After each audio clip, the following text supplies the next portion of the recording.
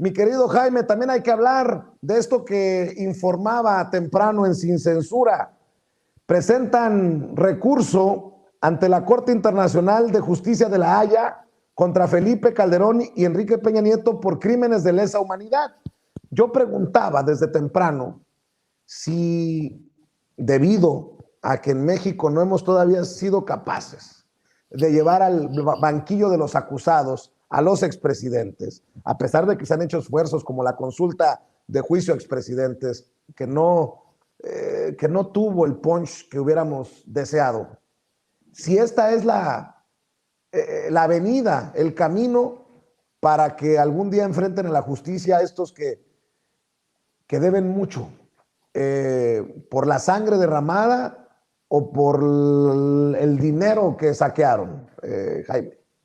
Mira, yo creo que, al igual que muchos de nosotros que votamos por un cambio y sobre todo que estábamos hartos por la falta de rendición de cuentas desde el gobierno federal, la decisión del presidente de atenerse a una estrategia de ley de punto final, bueno, habla bien de alguna manera del presidente, porque él dice, y lo ha repetido, yo no soy rencoroso, yo no creo en la venganza, pero eso no tiene nada que ver con la rendición de cuentas, Vicente. Yo creo que cuando me preguntabas, por eso la vez pasada, si yo creo que alguna vez Felipe Calderón va a pisar la cárcel, yo te decía que tengo mis dudas precisamente porque no hay una voluntad presidencial al 100%, ¿no? Y Felipe Calderón, digo, y el presidente de México, que tiene una política pragmática, yo le llamo la realpolitik de Andrés Manuel López Obrador, sabe muy bien que enfrentarse al pasado tiene sus consecuencias. Digo, bueno, ok, intentemos otra avenida, han dicho organizaciones defensoras de derechos humanos, y vámonos ante la Corte Internacional de Justicia de La Haya. ¿Cuál es el problema con esta segunda instancia internacional? Generalmente todos los casos que se dirimen o que se intentan llevar ante la Corte Internacional de Justicia se politizan en extremo, se convierte en un camino muy cuesta arriba, muy tortuoso, porque son numerosos los casos de crímenes de lesa humanidad que se han estrellado en la Corte Internacional de Justicia. Te pongo solamente un ejemplo. El ex primer ministro y ministro de Defensa, Ariel Sharon, que fue responsable de los crímenes de Sabri Shatila en Líbano, ¿te acuerdas? En los refugiados, pues todos los palestinos, yo cubrí esa matanza de Sabri Shatila estando como enviado en Beirut, en la época, pues, estaba jovencísimo. Entonces, a raíz de esos crímenes de lesa humanidad, Ariel Sharon se le intentó enjuiciar por todos lados. Estados Unidos hizo hasta lo imposible para que no se le juzgara. Se buscaron tribunales alternos, como por ejemplo los tribunales de Bélgica en Bruselas. No se pudo. Y no se pudo más, no porque no hubiera voluntad de los tribunales en Bélgica, sino porque el servicio de inteligencia y secreto Mossad fue cepillándose uno a uno a los testigos que confirmaban la responsabilidad de Ariel Sharon. Entonces, quiero decir que un juicio por crímenes de lesa humanidad depende de múltiples variables. ¿Quiénes van a ser los testigos? ¿Quiénes van a ofrecer testimonio? ¿Son testigos creíbles?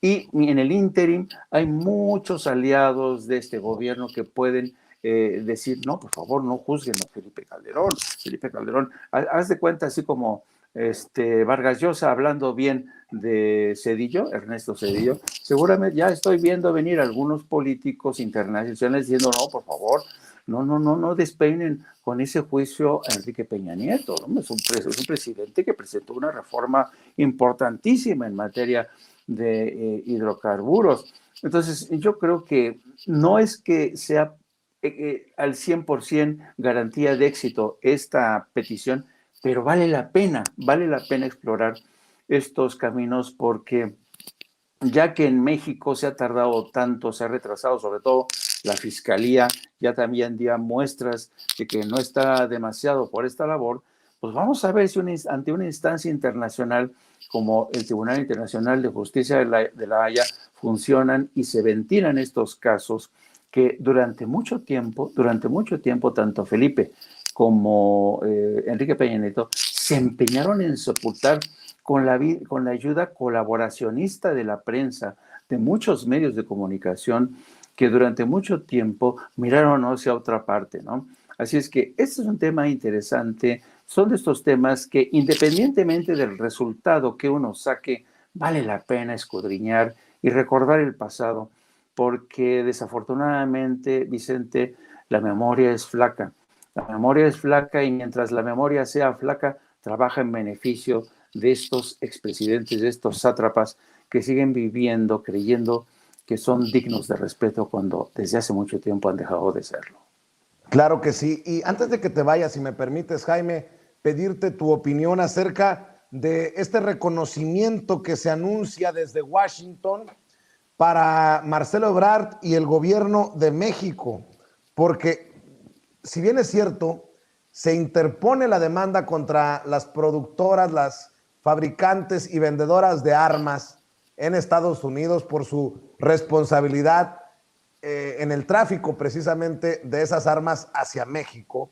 Si bien se interpuso, no se ha ganado, pero creo que es interesante señalar que la Asociación para el Control de Armas en Estados Unidos da su premio 2021 al gobierno de México y a Ebrard por haber interpuesto esa denuncia, esa demanda en un tribunal federal de Boston, Massachusetts, contra varios fabricantes y mayoristas importantes de armas de fuego, debido a que diseñan, comercializan, distribuyen y venden armas de una manera que saben que habitualmente llegan a los cárteles de la droga en nuestro país, lo cual contribuye incluso a una disminución de la esperanza de vida en México. ¿Cómo ves esta distinción, este reconocimiento como la persona del año, secretario de Relaciones Exteriores, Gobierno de México, 2021, para esta asociación? Insisto, desde Washington se hace el anuncio. Mira, yo creo que este es un reconocimiento merecido, porque ciertamente es la primera vez que desde el Gobierno de México se promueve una acción de este calibre, es decir, ante tribunales, ¿no? México se le está jugando. México se le está jugando frente a un adversario que es la industria de las armas en Estados Unidos, que no es un enemigo, ¿sabes? No es moco de pavo. Entonces, yo creo que es un reconocimiento merecido a Marcelo Ebrard por hacer bien su trabajo, por haber accedido o pensado en una estrategia que vaya más allá de los pronunciamientos en los cuales a los líderes políticos se le va la fuerza por la boca. Me refiero, por ejemplo, al caso de Felipe Calderón. Felipe Calderón, en el 2011, usó como estrategia denunciar este tráfico de armas y fue incluso ante el Congreso, participó en un pleno del Congreso de Estados Unidos y desde ahí dijo: señores, ustedes tienen que detener las armas, por favor, es su obligación. ¿Y qué es lo que pasó? Nada, Vicente, nada se consiguió. Lo que es más, se echó encima a muchos republicanos conservadores que lo acusaron de meterse en asuntos que no le concernían a México. Bueno, en lugar de eso, el gobierno de México ha apostado por una estrategia realmente novedosa, que es ir ante los tribunales de Massachusetts, de las Cortes de Massachusetts, presentar esta demanda y vamos a ver si tiene éxito, ¿no? Ahora, dicho esto, que yo creo que merece un reconocimiento hablar, porque nunca antes nadie, ningún gobierno se había atrevido a presentar una demanda contra la industria de las armas. Yo creo que a estas alturas yo ya no puedo darme el lujo de ser inocente. Y yo creo que lo que va a pasar con esta demanda, si es que tiene éxito, va a ser un hito histórico si tiene resultado. Pero no nos hagamos tontos, hay que tener en cuenta que todos los aliados de los productores de las armas, la Asociación Nacional del Rifle, es una de las instituciones más poderosas que te puedes imaginar.